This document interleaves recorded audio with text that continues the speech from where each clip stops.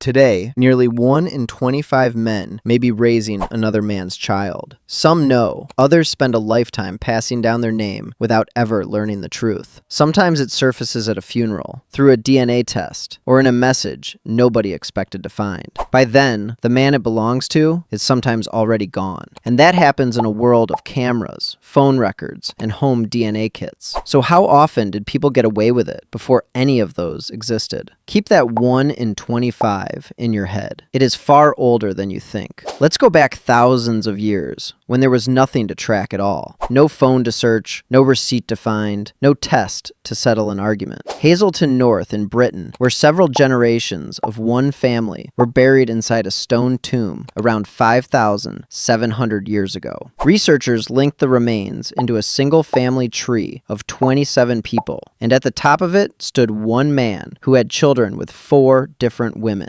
But the tomb was hiding something else, and once you see it, you cannot unsee it in any of the graves that follow. Some of the sons buried there were fathered by men outside the family's male line, yet they were laid inside it and raised as full sons by men who were not their fathers. Did those husbands know? Maybe. Some were probably raising another man's boy and never suspected a thing. DNA proves the father came from outside the family. It cannot tell us what the mother said or what the husband believed. The grave tells us only that the boys were kept. They ate at his fire, learned his trade, and were buried in his tomb, as if the blood had never been in question. So here is the question that grave leaves behind. How many of those men died, never knowing? We will never get their names. We can still read their graves. Now hold that image, because the next grave raises the stakes. A second case appears at La Almoloya in southeastern Spain, where a powerful man was buried beside a woman wearing a silver diadem inside a building used for the settlement's political meetings. DNA showed the couple had a daughter, and then the test showed something the tomb was not built to admit. The man had a second daughter with a different woman, one who was never buried in that tomb at all. An earlier partner, a second wife, a lover, whoever she was, the two half-sisters were laid to rest side by side because someone knew they shared a father and decided they belonged together.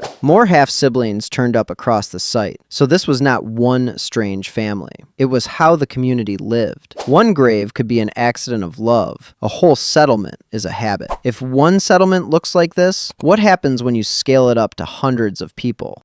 A far larger study of Avar communities in the Carpathian Basin makes the pattern impossible to ignore. Hundreds of bodies, family trees 9 generations deep. 10 men had children with 2 women. 4 had children with 3. 1 man had children with 4. Some of those women lived at the same time, which means some of these men kept more than one partner at once. A few of them probably had several open, recognized wives. But once a man fathers children with 4 women, you stop believing every arrangement was calm and agreed and announced to everyone. Picture a man with 4 women carrying his children in the same valley, across the same handful of years. They would have passed each other at the well. They would have known. Somebody there was lying to somebody. The only question is who and how many times. And what about the women? Well, some had children with 2 brothers, others with a father and his son. But probably this wasn't secret adultery. Her husband might have been dead. Then she might have married her husband's brother, a levirate union. DNA alone cannot tell us this part of the story. It also cannot tell us when one marriage ended and the next began. A man with 2 sets of children might have been unfaithful, or might simply have buried one wife and married again. This is the problem with relying on DNA alone. If these family trees can also be explained by death, remarriage, or openly accepted relationships, how can we prove that any of these children were truly secret? Here is where the bones go quiet and the paperwork takes over. The best proof comes from old European records. Family names and Y chromosomes both pass from father to son. Researchers used birth, marriage, and church records to build family trees. Then they tested living men who should share the same male ancestor. What they found should should have been boring. It was not. Most DNA results matched the records. Some did not. This means the man listed as the father was not always the real father. Adoption explains some cases, but secret affairs likely explain others. This happened in about 1% of births per generation, and more often in crowded cities during the 1800s. The records showed the official family story.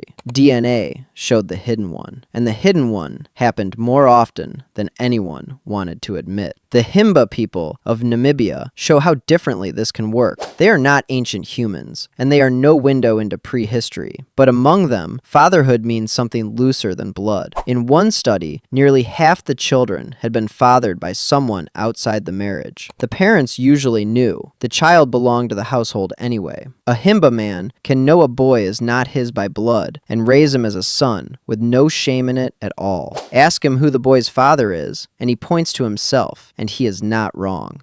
Which forces an uncomfortable question onto every grave we just opened.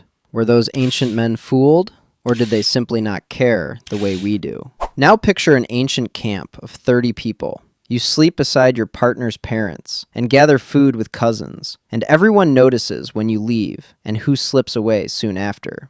Privacy was thin, and news moved on gossip, yet secret meetings still happened. Hunters traveled far from camp. People visited neighboring groups, and a partner could be gone for days. A trader could pass through and stay 3 nights. A festival could pull 2 villages together and scatter them by morning. That was all it ever took. Once a child was born, no one had any way to prove who the father was. They could count the months and search a baby's face for a familiar nose. They could grow suspicious. They could never know. Still, the pattern is everywhere. Ancient people had children with more than one partner. Graves held sons fathered by outside men. Old family lines carried one name and another man's blood. Some of it was remarriage, some of it a partner's death, some of it simply how that culture lived, and some of it was a secret kept so well that it outlasted everyone who ever knew it. A man could spend his whole life certain a child was his, and be wrong, and never once suspect it. Thousands of years later, that child's tooth tells the truth he never heard. But before we decide all ancient humans were unfaithful, there is some good news, or maybe bad news. We also have evidence of loyalty. At Gurgy in France, a cemetery contains more than 100 people spanning 7 generations. Yet researchers found no children born outside the recorded family lines. Perhaps these couples were faithful. Perhaps the community was unusually strict. Or perhaps we are only seeing the half of the story someone wanted us to find. And yes, of course, there is the possibility that children from affairs were buried elsewhere. Every cemetery tells a story, but some pages can be missing, and biology only tells us who created a child. It cannot tell us who loved, protected, and raised them. Any ancient father who cared for a boy who was not biologically his made the same quiet choice millions of parents still make today. Today, thousands of years later, that choice matters more than the secret behind it. Blood may begin a family, but love completes it. And the people who choose you are often the truest family you will ever have. If that hits home, like the video, subscribe, and I'll see you in the next one.